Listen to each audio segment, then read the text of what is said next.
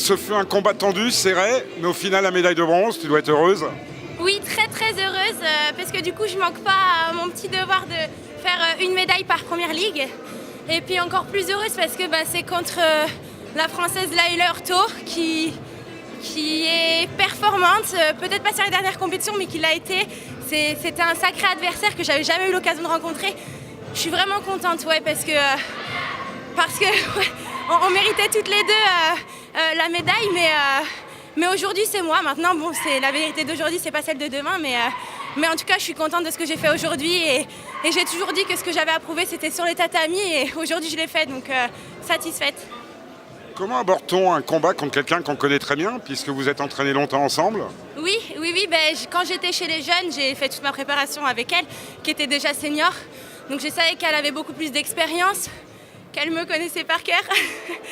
Non, en fait, j'ai pas abordé ça comme un combat différent. Je me suis dit, de toute façon, je veux la médaille, elle veut la médaille. Ça sera celle qui sera plus forte aujourd'hui qui l'aura. Et puis, au final, non, ça va, je pense que j'ai maîtrisé mon combat et je suis fière de ce que j'ai fait. C'était le but, maîtriser son combat, écouter les consignes, pas comme hier, et voilà, je l'ai fait, donc contente. Leïla, quel est ton sentiment après cette défaite face à ta principale concurrente nationale?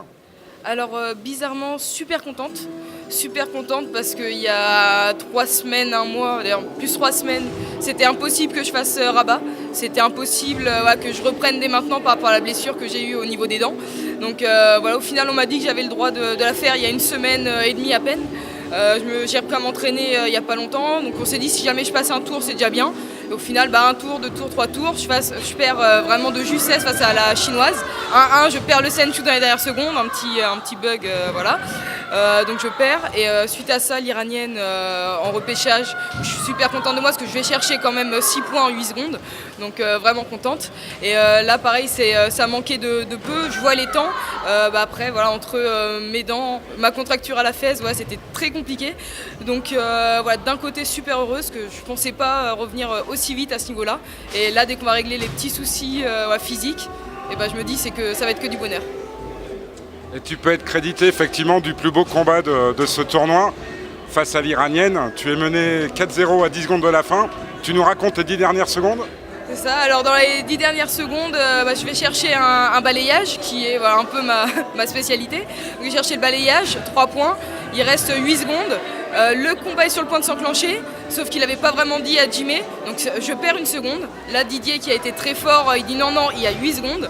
Et heureusement, parce que dans vraiment la dernière seconde, j'arrive à mettre un Mawashi Jodan, alors que justement, je ne peux pas faire de jambes par rapport à ma grosse contracture. Donc voilà, je vais chercher le point, donc ça fait 6-4.